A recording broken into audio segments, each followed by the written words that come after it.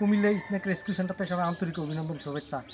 যা কালকে রাত্রে একটা রেস্কিউ করছি, যা একটা বাচ্চা পাইছি, ধোড়া সাপের বাচ্চা।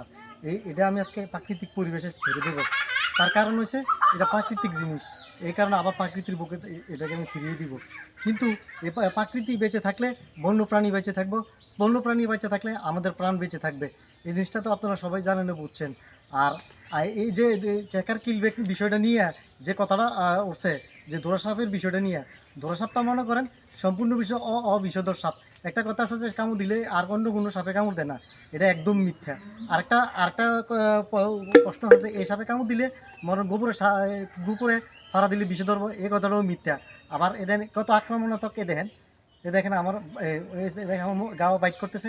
হ্যাঁ, এটা একদম অবিষধর সাপ, যার কোনো বিষের গেলেন নাই, তার কোনো বিষ থাকারই কথা না। তো এই সাপটিকে আবার আমি এখানে ছেড়ে দিব। তো আপনারা ভিডিওটি দেখছেন, কিন্তু যা আমরা কমেন্ট করে বলছেন যে বুঝেছেন, হ্যাঁ বুঝেছেন যে ভাই এটা এই সম্বন্ধে কিছু দূর বলেন, বা এটা ফাড়া দিলে কামড় দিলে গোপরে ফাড়া দিলে বিষে ধরবো, এটা একদম মিথ্যা কথা, একদম সম্পূর্ণরূপে মিথ্যা কথা। যার বিষ নেই তার বিষের কোনো গেলেনও নাই। মনে করেন এই সাপটি অতিরিক্ত বাচ্চা দেয়, এই নতুন বছরের বাচ্চা দিব। আর এই প্রায় 80-90টা বেড়ে বাচ্চা দিব। এই সাপটি 80-90টা বেড়ে বাচ্চা দেয়, কারণ কিছু মারলেও এটা প্রায় যথেষ্ট পরিমাণ কমে না। যথেষ্ট পরিমাণ কমে না। এটা প্রাকৃতিক ভারসাম্য বজায় রাখার জন্য বাঁচিয়ে রাখা অন্তত গুরুত্বপূর্ণ ভূমিকা পালন করে। দেখুন সাপটিকে আমি ছেড়ে দিচ্ছি।